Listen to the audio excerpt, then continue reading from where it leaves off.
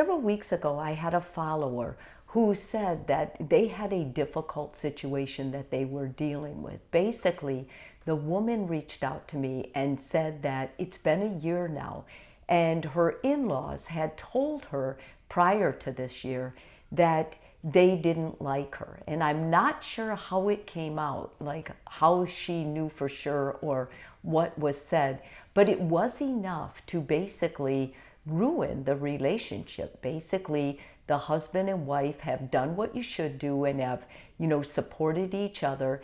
And she's just kind of taken a break. She's taken a step back. She's nervous about going over there. She's nervous about talking with the in-laws. And the in-laws, hence then, since it's been a year, have even accused her of not letting them send letters to the grandchildren and not be around the grandchildren, which she claims is totally false, that she would never do that the grandkids miss their grandparents. And the end of the story is really that the husband, whose parents are doing this, is the one that is so hurt. He's in an awkward position. He feels disappointed by his family. He feels angry. He wants things to be the way they always were. He doesn't really understand what's going on.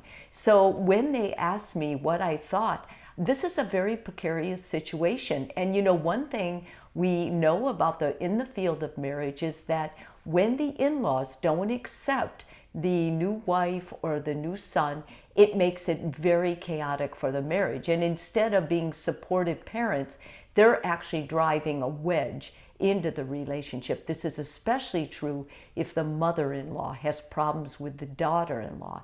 And although she didn't really significantly say which parent it was, she just simply said, my in-laws. I know this happens to a lot of people. So what I want to do is I want to talk to you if you're the spouse whose parents are doing this. Because in reality, the only one who can really make a difference in the way your parents or the parents treat your significant other is you.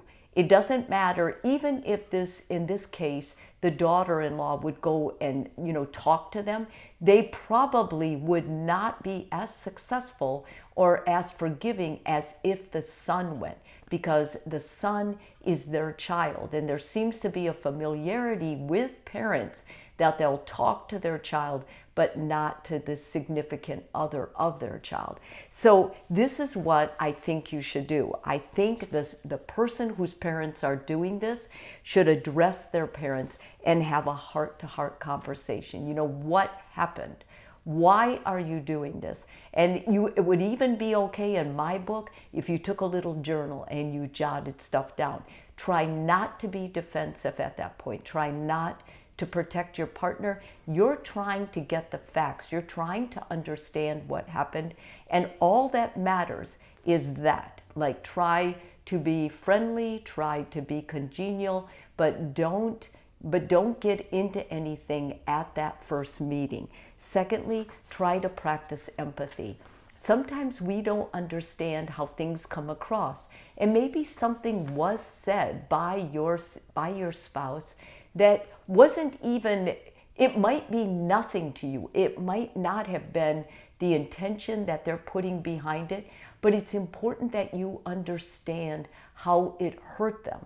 Because in order to make a forgiveness or some kind of a change any situation, it's important that you can understand and be empathetic and say, man, I'm really sorry. I know that wasn't her intention. That certainly wasn't mine. And when you practice empathy, it brings out a good part of you. It's the first step in true healing. Thirdly, try to give them love. I know this is tough because they're hurting you and they're hurting your partner and they're hurting your grandkids. The grandkids want to see the grandparents. And if you have children who are missing that being the way it was, it's going to hurt them.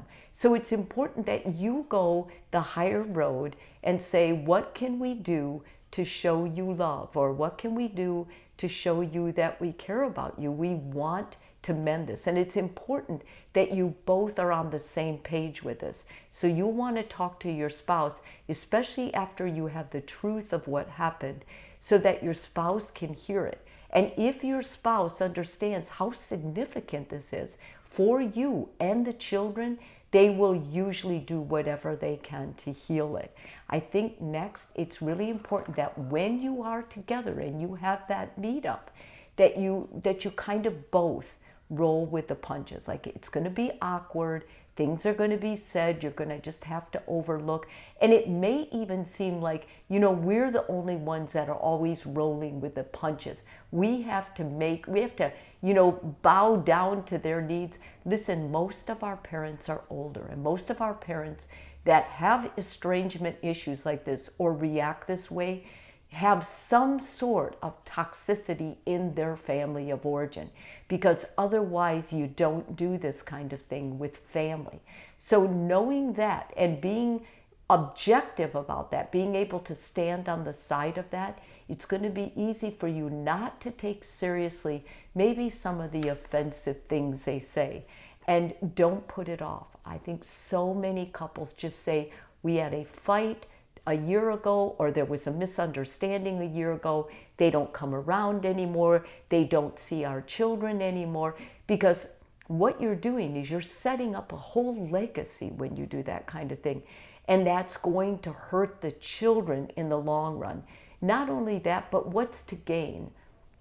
Your spouse, who these are their parents, is going to have to go over there by themselves, meet up with them, and that's going to be so uncomfortable. And mostly, I think the key point of all this is you're going to stick together through this. You're going to work it together. It's going to make you stronger as a couple, more united. And that's sometimes enough for the parents to see, you know what, he really loves her and she really loves him. So we've got to find out a better way. It makes the parents more likely to change. And lastly, always stand by your partner. When you get married, your partner is your family. And once the two of you are co-creating, you're going to create another family. It's wonderful if they have loving grandparents. So this is a worthwhile relationship to work out. But if your parents are unforgiving, if your parents are just totally, you believe they're toxic, or they got brainwashed, or they're just not thinking clearly and they don't like your spouse, it's important for you to stand by your spouse, see your parents if and when you can, but ultimately, if you've made a movement toward talking to them, if you've gone over there, you've tried different things, you've met up with them, and none of this works, then you may have to let go of this relationship, because I've seen a lot of toxic families, and sometimes they're just unforgiving, and you just cannot make it work until at least a later time. If this video is helpful for you, please subscribe. And if you're already a subscriber, thank you so much.